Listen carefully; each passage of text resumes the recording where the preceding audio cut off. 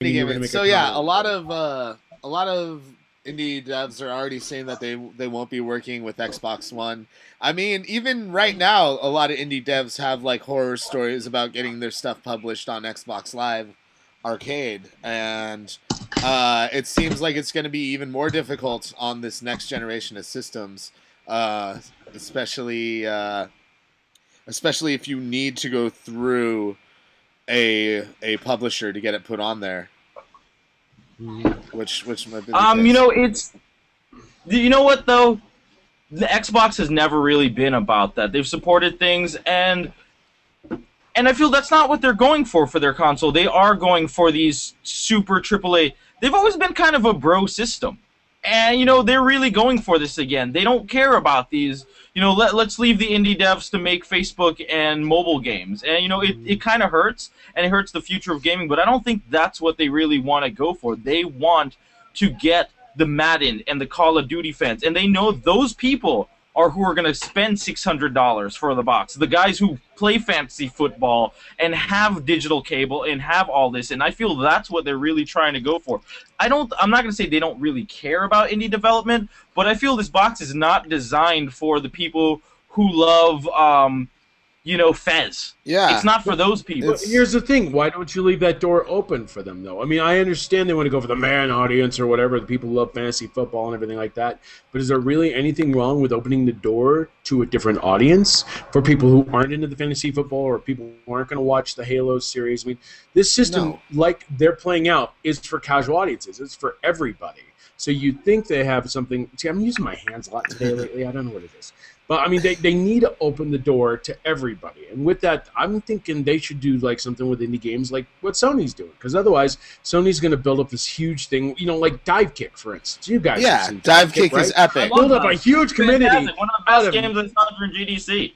I mean, it's got Seth Killian in it, for God's sake. Yeah. But, I mean, the thing is, it's built up such a huge community, and it's an indie game. You know, it's like Microsoft is going to be kicking itself in the keister if they miss out on an opportunity like that. Because it sounds like it's going to be a huge Sony exclusive. I mean, I know it's just a simple little two-button fighting game, but the way it's set up is just so awesome. You know, it's like you can open the door to community like that and get more people to come in for Xbox One if you just crack it a little. I'm not saying, like, let the system be overcome by crappy games we're not going to play, but, like, develop a development opportunity for indie people to come out and just show what they can do. Because, I do that agree. technically is part of the future. Not having that will hurt them because even, you know, if Sony opening the door for independent developers opens the door for a lot of free-to-play stuff as well. Imagine, like, World of Tanks and World of Warplanes on a console. And having something like an independent platform for developers to come out of that are not, you know, these AAA publishers and bring and port stuff to consoles, not having that will hurt Microsoft.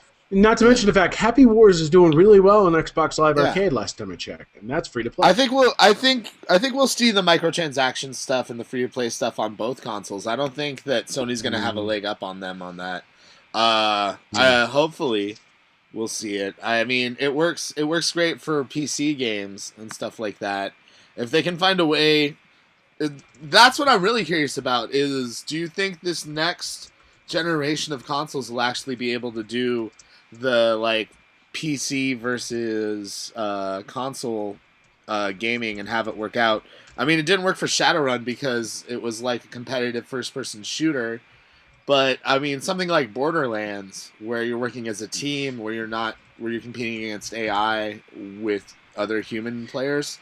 See, I'll tell you right now. I mean, if they can get League of Legends working on a console, boom, you know, because that's a huge market right there. But there's like a door open. I mean, you know, I know free-to-play games take a while to develop to make everything work smoothly. But if you can get the process down and you can get the audience to come in, I mean.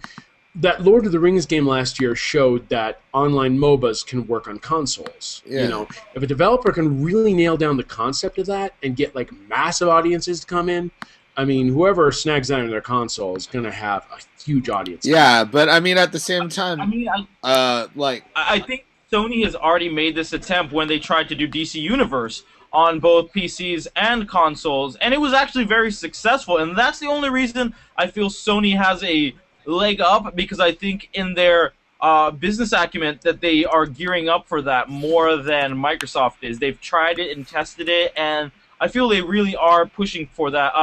PlanetSide 2, they are trying to push for this more free-to-play kind of model, and if we can transfer between both PC and the console world. Mm-hmm. Yeah. Well, the PC audience is going to remain hardcore no matter what consoles are introduced. You know, people are like, well, I swear up and down about my Alienware or Dell setup or whatever they have set up because technically, you know, it'll run not entirely the same because I know both Xbox One and PS4 have higher processors, but people are going to be like, well, I already have this hardcore PS4 setup. I mean, not PS4, PC setup. Why would I transfer to a console now? Yeah. So there are going to be those dedicated few that stick with that. Yeah. Interesting that you put out Alienware in there because I think, what is it, the X51, they're like, they're Alienware, a box that, you know, it's kind of trying to target that console audience. It retails like on the base price for $799, and it has similar specs to what we will be seeing in an Xbox One and a PS4. What do you think about the pricing of these things, you know? Because it is pretty hefty stuff that we're going to be putting in there, you know, and people don't want to spend $599 for a console, but that's what I'm predicting. We kind of learned a lesson with the PlayStation 3 and the whole Ridge Racer showcase, but let's not bring that up again. But no, I think we're going to see something along the lines of with pricing on these consoles. I'm guessing somewhere about $400, which will be more than reasonable compared to the Wii U, anyway. But you know, I like the way I could see between $500 and $600. I think. Yeah, that's what I'm thinking too. They're going to keep it affordable. There's no way it's going to go with that, unless they do something like they introduce like multiple models. Like 400 will get you, say, the 40 gig model. 500 will get you the 250 gig model. You know, I can see them doing something like that. And Microsoft even doing something like, this system will be 300, but you have to pay for 2 years of Xbox Live and have a permanent subscription or something like that. Like they did with the Xbox 360. Yeah. But there is no way it's going to be like $500, $600. They want this to be affordable. They want this to be in a lot of homes. So, you know what, though? It's interesting. The Xbox One, it just seems like with the huge, you know, the size of it, the target audience, I mean, it's geared towards people who have, like, digital cable, that have all this stuff. Most college students are unemployed. Most people between that, you know, 18 to 25 range aren't doing so well right now in today's economy. So you got to think about it. That's the primary Xbox 360 user. Who are they catering to then? Because that box does not look cheaper than $400 to me. I think they're going to keep it value price. I mean, in this day and age and everything like that, I mean, if Microsoft and Sony, they know they want to get the high-end people. By the same token, though, they want to give incentive to these people who will be like, why should I jump from my Xbox 360? I have all these games on my Xbox 360, and I can't take them over to the Xbox One. Why would I jump? Oh, wait, we'll offer you a deal. Yeah, that is true. I think they'll figure some way out to get some of your older stuff onto the new systems, but well, they said the gamer score thing will work on Xbox One, but I mean, like PlayStation 4, I understand you'll be able to stream PlayStation 3 games. I'm trying to figure out how that will work, though. Like, will you be able to unlock these games if you already own them? Well, they said the same thing about the PS Go, like the PSP Go. Do you remember that? They're like, yeah, and we saw how well that did in memorial to that today. Yeah, and I mean, I think they never fulfilled that promise. They never gave anybody download codes or anything like that for games they'd already purchased. So it never worked. I mean, it was a cool concept if they'd actually like gone through with it. It would have been fine, but it never happened. So.